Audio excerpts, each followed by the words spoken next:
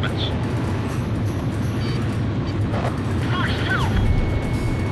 Locked on. Bandits in gun range. Watch out, the enemy's tracking you on radar. Cancel jets. It's the Silver Eagle. They really did come back. Get out there. The walls will protect you. They're watching each other's positions. I better not divert from the team.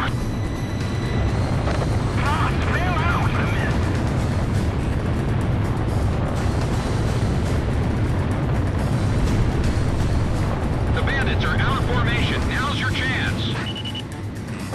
Warning, the enemy's tracking you on radar. Approaching gun range.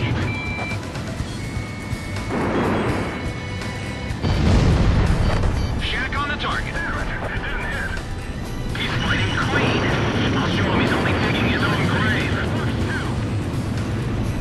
Another aircraft? Push on its nose. Demon yourself. The pilot is the Demon Lord? The enemy has provided high altitude. Radar lock. Missed.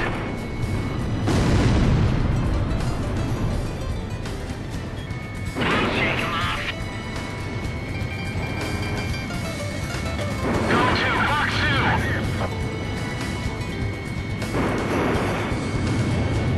We've got a kill. Damn it.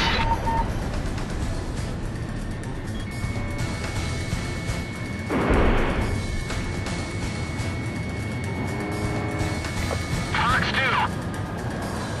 Approaching gun range.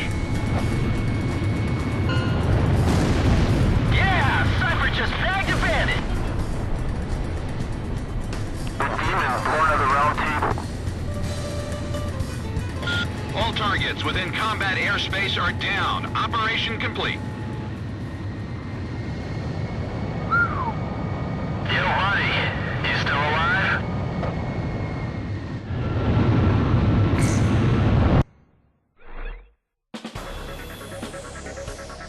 We were victorious in the B-7R engagement.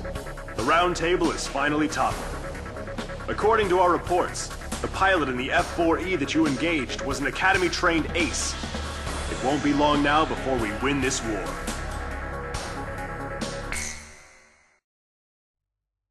My pulse raced at the astounding accomplishments of the mercenary known as Demon Lord. I forgot about my job and read everything I had on hand.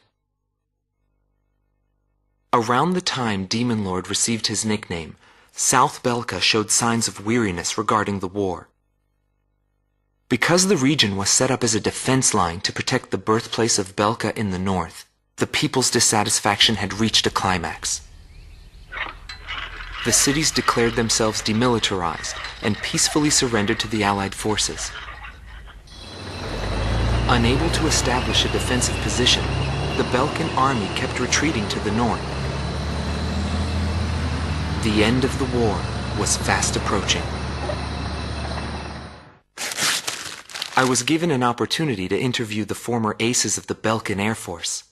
Back then, they were the masters of the sky, and they had also known him. So I crossed the border to follow his trail.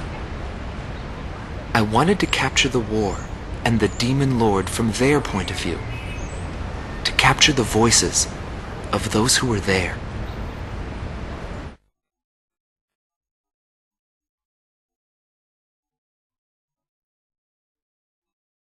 Indigo Team Commander, former member of the Belkan Air Force, 7th Air Division, 51st Tactical Fighter Squadron, Dmitri Heinrich, an ace whose precision and grace in flying earned him the title of Blue Heron. Today he has his hands full with the family business. Well, that day, right before I deployed, my airspace assignment was changed. Initially, my squadron was assigned to the stable Eastern Front. That was changed to Area B-7R. The round table, where casualties were recorded at a fearsome pace. It's also the place where I met him. It was just two planes. Him and an eagle. And yet our lead force didn't stand a chance against them. I could tell he was good, and it was going to be bad for us. But there was something else I noticed. He hesitated. A vulnerability that can be exploited. I was certain I would win. The pilot was still young. He had yet to master the rules of combat. But in the end, I was shot down.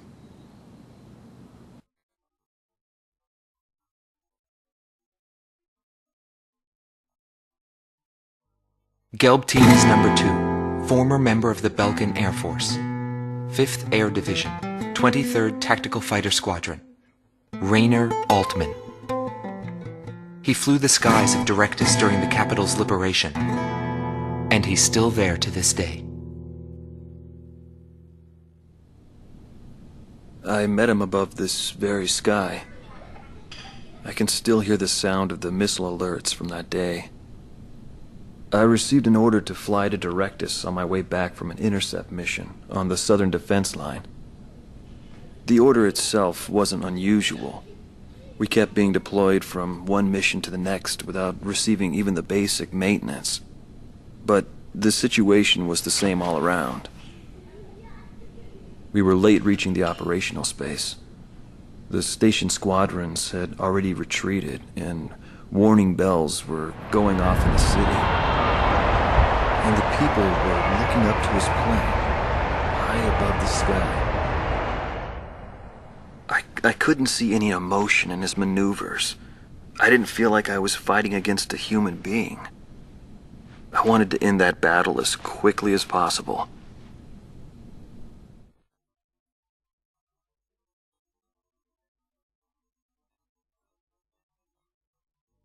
SILBER Team Commander, former member of the Belkan Air Force, 51st Air Division, 126th Tactical Fighter Squadron, Dietrich Kellerman.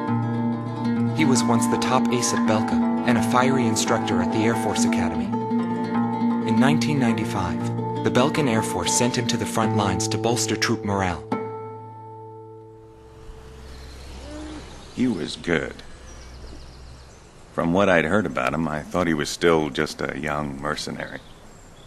But he matured since then. He still wasn't perfect, but I could see he had come a long way towards understanding the rules of combat. What's important on the battlefield is to let go of hate, to survive, and to adhere to the rules you've set for yourself. These are the rules I've taught my students. And when I saw him, I could tell my time was done. A new generation had inherited the sky. There was no more need for an old soldier like me. Every time I flew with him, his skill stood out. He was unstoppable. He was cool-headed and proud. A combat professional. Demon Lord fit him perfectly. Maybe the man was blessed by the goddess of war. Before long, everyone had taken notice of him. More and more would show up to watch him go off on sortie. Mercenaries or maintenance crew, it didn't matter. People wanted to burn his image to their memories. Hell, they weren't the only ones.